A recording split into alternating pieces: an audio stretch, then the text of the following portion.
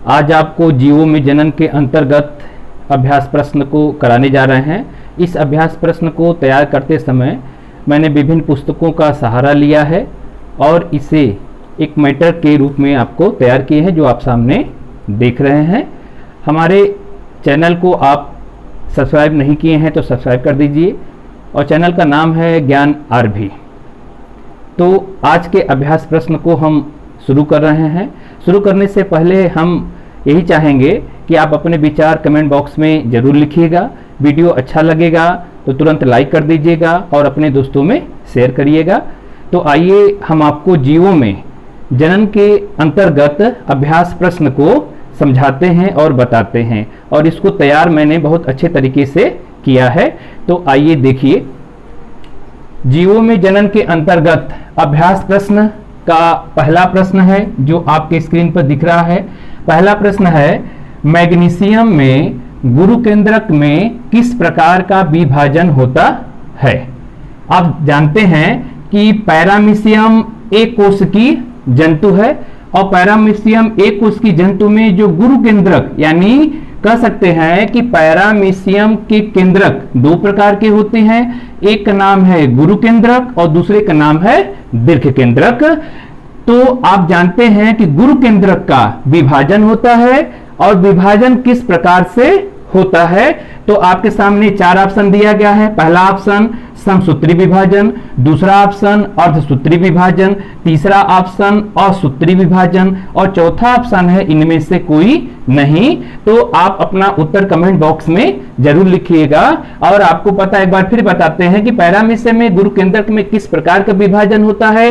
तो आपको फिर बता दें कि गुरु केंद्रक और लघु केंद्रक दो केंद्रक होते हैं और गुरु केंद्रक ही विभाजन करके नई कोशिका यानी पैरामीशियम नई कोशिका का निर्माण करता है। तो उत्तर में आप देख रहे होंगे कि यह अर्धसूत्री विभाजन के द्वारा पैरामीशियम न्यू संतति का निर्माण करता है। दूसरा प्रश्न आप देखिए, दूसरा प्रश्न आपको स्क्रीन पर दिख रहा होगा।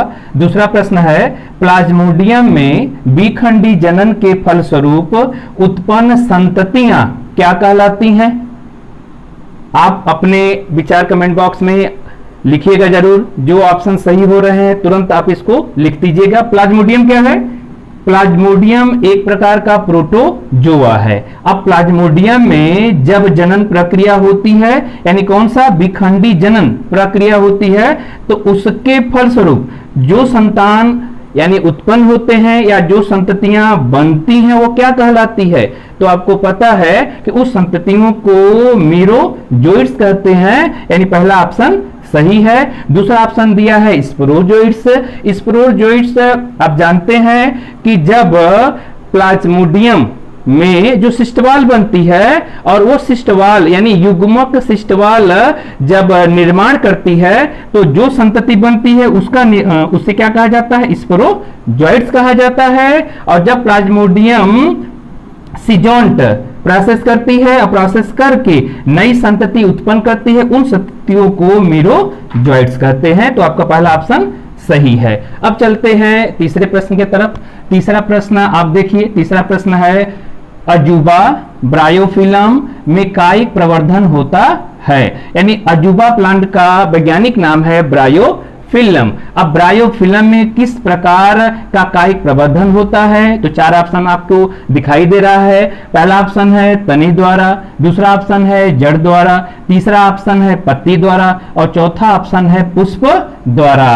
तो आप अपना उत्तर जरूर कमेंट बॉक्स में लिखिए कि अजूबा ब्रायोफिलम में कायिक प्रवर्धन किसके द्वारा होता है। मैं बता रहा हूं कि अजूबा का प्लांट यानी अजूबा का जो पौधा होता है और इस पौधे में जो पत्तियां पाई जाती हैं, ये पत्तियों के किनारे खांचे होते हैं और इन्हीं खांचों के द्वारा नए पौधों का निर्माण होता है। तो आपका तीसरा ऑप्शन सही है, पत्ती द्वारा। चौथा देखते हैं, चौथा प्रश्न आपके सामने है। चौथा प्रश्न है, 12 वर्षों में एक बार फूल उत्पन्न करने वाला पादप है। 12 वर्षों में एक बार फूल उत्पन्न करने वाला पादप है। चार ऑप्शन, पहला ऑप्शन है मेलाकोना, दूसरा ऑप्शन है ऑक्सेलिस, तीसरा ऑप्शन है नीलाकुरेंजी और चौथा ऑप्शन है जैकफ्रूट। आप तुरंत सोचिए, सोचकर जो है अपने उत्तर कमेंट बॉक्स में लिखिए। 12 वर्षों में एक बार फूल उत्पन्न करने वाला पौधा है। ये ध्यान रखिएगा कि 12 वर्ष में सिर्फ एक बार यह फूल उत्पन्न करता है, फिर अगले 12 वर्ष में यह एक बार अपने फूल उत्पन्न करता है। ऐसे पौधों को, ये पौधे अधिकतर कहां पाए गए? तो ये पौधे अधिकतर पाए गए हैं केरल, कर्नाटक, तमिलनाडु। केरल, कर्नाटक, तमिलनाडु के पहाड़ी क्षेत्रों में ये पौधे पाए जाते हैं। और ये पौधे जब 12 वर्षों में एक बार जब इन पर पुष्प लगता है तो पूरी पहाड़ियां नीली हो जाती हैं। इसलिए ऑप्शन में आपको दिख रहा होगा नीला कुरेंजी, यानी इसका नाम ही पड़ा हुआ है नीला कुरेंजी। तो नीला कुरेंजी एक ऐसा पौधा है जो 12 वर्ष में एक बार फूल उत्पन्न करता है, यानी तीसरा ऑप्शन सही है। और अभी आप देखेंगे 2006 में ये पुष्प को देखा गया था, उसके बाद 2018 में पुष्प को देखा गया था, अब आगे 2030 में पुष्प को देखा जाएगा।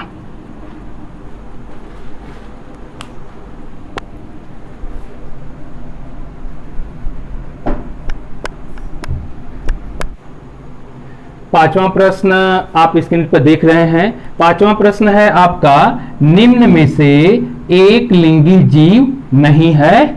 निम्न में से एक लिंगी जीव नहीं है।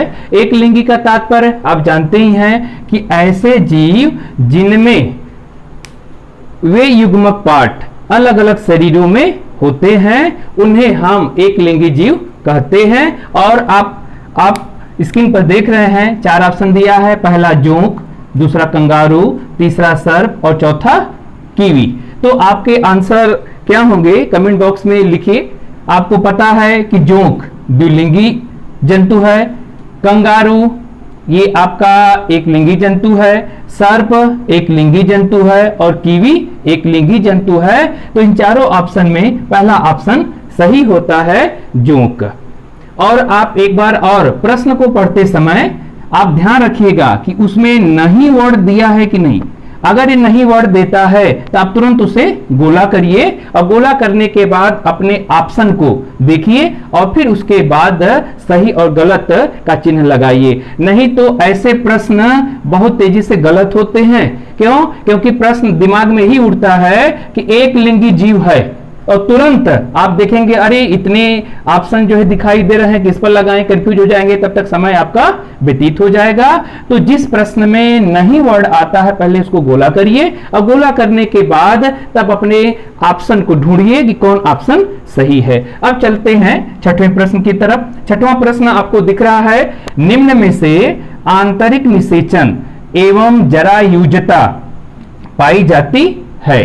यानी निम्न में से आंतरिक निषेचन जरायुजता पाई जाती है। किसमें पाई जाती है? 4 ऑप्शन दिख रहा है, पहला है सर्प, दूसरा कंगारू, तीसरा लेबियो, चौथा मोर है। और हम आपको बता रहे हैं कि आंतरिक निषेचन क्या होता है, यानी वे जीव जिनके शरीर के अंदर निषेचन होता है तो आंतरिक निषेचन। वे जीव जो बच्चे को जन्म देते हैं उसे जरायुजता कहते हैं। तो आप 4 ऑप्शन में से ढूंढ सकते हैं कौन ऑप्शन सही है। जो ऑप्शन आपको सही लगता है तुरंत कमेंट बॉक्स में लिख दीजिए। और इसमें जैसे सर्प देखिए, सर्प अंडे देता है, लेबियो ये भी अंडे देता है और मोर ये भी अंडे देता है। तो यहां पर आंसर आपका सही होगा, यानी कह सकते हैं कंगारू। कंगारू अल्प विकसित बच्चे देता है, इसके शरीर के अंदर आंतरिक निषेचन होते हैं और ऐसे जंतुओं को जरायुजता कहते हैं। चलते हैं 7वें प्रश्न की तरफ। 7वां प्रश्न आपको दिख रहा होगा कि चावल के एक पादप के नर युग्मक के केंद्रक में 12 गुणसूत्र हैं तथा मादा युग्मक युग्मनज एवं बीज की कोशिकाओं में क्रमशः गुणसूत्रों की संख्या होगा। और ये गुणसूत्रों की संख्या ऑप्शन भी आपको दिया है। पहला ऑप्शन है 12 24 12, दूसरा है 24 12 12, तीसरा ऑप्शन है 12 24 24 और चौथा ऑप्शन है 24 12 24। तो जो ऑप्शन सही है तुरंत इसे टिक लगाकर या जो ऑप्शन आपका सही है तुरंत कमेंट बॉक्स में लिखिए। हम आपको बताते हैं चावल। चावल एक ऐसा पौधा है कि इसमें बता रहा है कि जो इसके नर युग्मक हैं और नर युग्मक केंद्रक में 12 गुणसूत्र बनते हैं।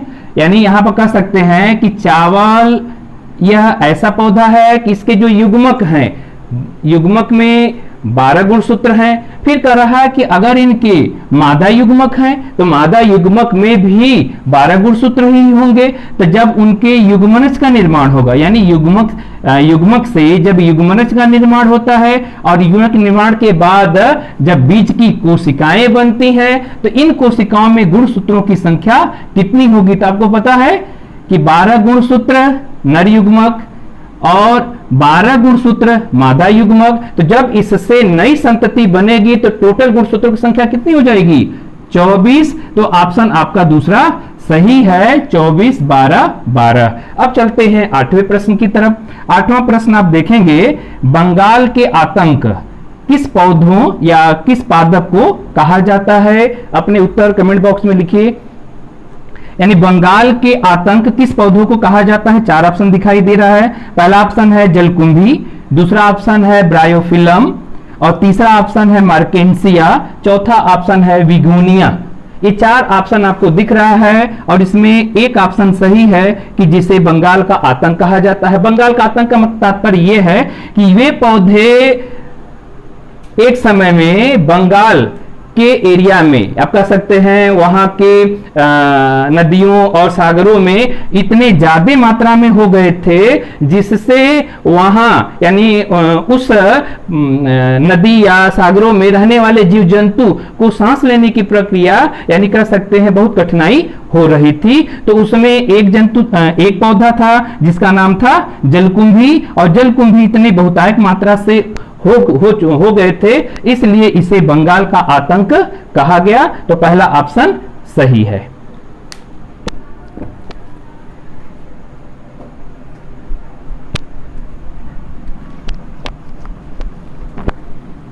अब हम प्रश्न संख्या 9 को देखते हैं। प्रश्न संख्या 9 आपको दिख रहा है स्क्रीन पर और प्रश्न संख्या 9 है आपका मोनोकार्पिक पादप का उदाहरण है। मोनोकार्पिक पादप का उदाहरण है। 4 ऑप्शन दिया गया है। पहला गेहूं, दूसरा चावल, तीसरा गाजर और चौथा ये सभी। तो मोनोकार्पिक ये किस प्रकार के पौधे हैं? तो आप जानते हैं कि मोनोकार्पिक वे पौधे होते हैं जो अपने जीवन काल में सिर्फ एक बार ही पुष्प को धारण करते हैं। यानी मोनोकार्पिक पौधे वे पौधे होते हैं जो अपने जीवन काल में सिर्फ एक बार ही पुष्प को धारण करेंगे। तो 4 ऑप्शन आपका दिख रहा है, गेहूं, चावल, गाजर, ये सभी। तो कौन सा उत्तर सही हो सकता है? तो इसका चौथा ऑप्शन सही हो जाएगा कि गेहूं, चावल, गाजर यह मोनोकार्पिक पौधे कहे जाते हैं। आइए देखते हैं आपका 10वां प्रश्न। 10वां प्रश्न क्या है? कौन से जंतु में मध चक्र वर्ष में कई बार होता है? पहला ऑप्शन है चूहा, दूसरा है कुत्ता, तीसरा है गाय और चौथा है भैंस। यानी वे कौन से जंतु में मध चक्र। अब ये मध चक्र क्या होता है इसे समझिए, तब तक इसके आंसर यानी इसके आंसर कमेंट बॉक्स में आप लिख सकते हैं। तो मध चक्र से समझिए कि वे जंतु जिनमें जब वह प्रजनन आदि को या तैयार होते हैं तो उनके शरीर में अंडाशय, प्रजनन और हार्मोन्स, यानी हार्मोन्स कौन सा होगा? एस्ट्रोजन, ये श्रृंखलाबद्ध तरीके से पाए जाते हैं और यह वर्ष में कई बार, कह सकते हैं वर्ष में कई बार उनके शरीर में मध चक्र होता है जो प्रजनन आदि ये करते हैं। तो 4 ऑप्शन आपको दिख रहा है, चूहा, कुत्ता, गाय और भैंस, जिसमें आप डॉग को जानते ही हैं, गाय को भी जानते हैं और भैंस को भी जानते हैं कि यह अपने जीवन काल में एक बार, गाय भी अपने जीवन काल में एक बार यानी वर्ष में एक बार, भैंस भी अपने जीवन काल यानी वर्ष में एक बार प्रजनन प्रक्रिया कर नई संतति उत्पन्न करती है। लेकिन चूहा एक ऐसा जंतु है जो वर्ष में कई बार प्रजनन प्रक्रिया करता है। तो पहला ऑप्शन सही हो गया, उत्तर है चूहा। अब चलते हैं प्रश्न संख्या 11 की तरफ। प्रश्न संख्या 11 आपका है, यूट्रिकुलेरिया में कायिक प्रवर्धन किसके द्वारा होता है? पहला ऑप्शन है बुलबिल, दूसरा ऑप्शन है पर्णकलिका, तीसरा है टूरियांस और चौथा है जड़ों। आप अपने उत्तर कमेंट बॉक्स में लिखिए। यूट्रिकुलेरिया ये वे पौधा है जिनमें कायिक प्रवर्धन को अगर देखा जाए तो कायिक प्रवर्धन कैसे होता है? यूट्रिकुलेरिया में कायिक प्रवर्धन एक ऐसा प्रक्रिया होती है जिसे नाम दिया गया है टूरियांस, और टूरियांस के द्वारा उसमें कायिक प्रवर्धन होती है। तो अब ये टूरियांस है क्या? टूरियांस एक प्रकार की कलिका है, और ये टूरियांस एक प्रकार की कलिका के द्वारा कायिक प्रवर्धन हो जाता है, फिर नए पौधों की उत्पत्ति करते हैं। तो आपका तीसरा ऑप्शन सही है, टूरियांस। चलते हैं प्रश्न संख्या 12 की तरफ। तो प्रश्न संख्या 12 आपको दिख रहा है, फल का निर्माण होता है। ये बहुत आसान प्रश्न है, लेकिन अक्सर एग्जामिनेशनों में ये पूछा जाता है और जिसका आंसर लोग गलत करके चले आते हैं। तो फल का निर्माण होता है, पहला ऑप्शन है बीजांड से, दूसरा ऑप्शन है अंडाशय से, तीसरा ऑप्शन है पेरिकार्प से और चौथा ऑप्शन है वर्तिका से। तो प्रश्न संख्या 12 का उत्तर कमेंट बॉक्स में लिखिए, अगर आ रहा हो आपको तुरंत लिखिए। फल का निर्माण होता है बीजांड से, अंडाशय से, पेरिकार्प से या वर्तिका से। तो आप पाएंगे फल, देखिए द्विलिंगी पौधे वे पौधे होते हैं जिनमें नर भाग व मादा भाग एक ही पुष्प में पाया जाता है। तो नर भाग और मादा भाग जब एक ही पुष्प में पाया जाता है तो ऐसे पौधों को क्या नाम दिया जाता है? द्विलिंगी पौधा। अब उन पुष्प में जब परागण की क्रिया या कह सकते हैं पॉलिनेशन की क्रिया जब होती है तो परागकण कह सकते हैं कि पॉलन ट्यूब से होता हुआ यह अंडाशय तक पहुंचता है, और जैसे ही अंडाशय तक जो आपके पॉलन ग्रेन्स होते हैं पहुंचते हैं और पहुंचकर फल आदि का निर्माण करते हैं। तो आप समझ गए कि इसका ऑप्शन कौन सा सही है, यानी अंडाशय। तो अंडाशय से फल का निर्माण होता है। तो आपसे भी पूछ दिया जाता है कि बीज का निर्माण किससे होता है? तो बीज का निर्माण बीजांड से होता है।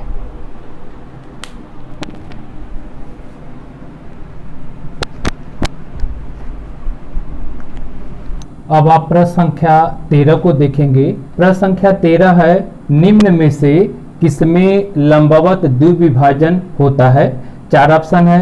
पहला ऑप्शन दिया है अमीबा, दूसरा ऑप्शन है यूग्लिना, तीसरा ऑप्शन है पैरामीशियम, चौथा ऑप्शन है सिरेटियम। आप अपने जो आपके उत्तर होंगे वो उत्तर सही उसको कमेंट बॉक्स में लिखिए। हम पहले बताते हैं कि द्विविभाजन क्या होता है, यानी लंबवत द्विविभाजन। तो आपको पता है कि द्विविभाजन कई प्रकार का होता है। कितने प्रकार का?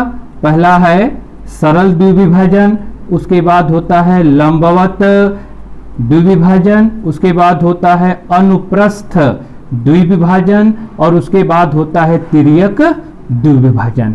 यानी द्विविभाजन की यह कुल मिलाकर 4 विभाजन होते हैं, जिसमें सरल विभाजन अगर देखा जाए तो यह अमीबा में होता है, लंबवत द्विविभाजन देखा जाए तो यह यूग्लिना में होता है, अनुप्रस्थ द्विविभाजन पैरामीशियम में होता है और तिर्यक द्विविभाजन यह जीवाणु आदि में पाया जाता है। तो लंबवत द्विविभाजन वे विभाजन होते हैं कि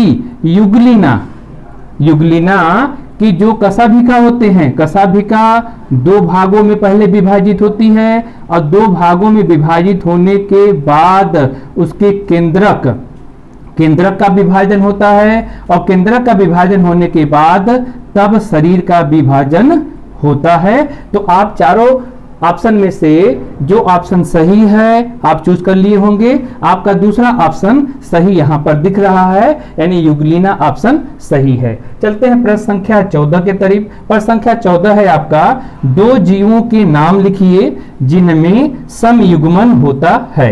यानी 2 ऐसे जीवों को नाम लिखना है जिसमें युग्मन की प्रक्रिया बराबर बराबर होती है। तो आपको अगर उत्तर आ रहा है तो अपने उत्तर कमेंट बॉक्स में लिखिए। उत्तर हम बताते हैं कि समयुग्मन की प्रक्रिया होने वाले उन जंतुओं में पाई जाती है। पहला जंतु का नाम है यूलोथिक्स, पहला जंतु का नाम है यूलोथिक्स और दूसरे जंतु का नाम है स्पाइरोगायरा। दूसरा जंतु का नाम है स्पाइरोगायरा। ये दो वे जंतु हैं जिनमें समयुग्मन प्रक्रिया पाई जाती है। अब चलते हैं 15वें प्रश्न की तरफ। 15वां प्रश्न है आपका, टी कलिका रोपण के कोई दो उदाहरण लिखिए।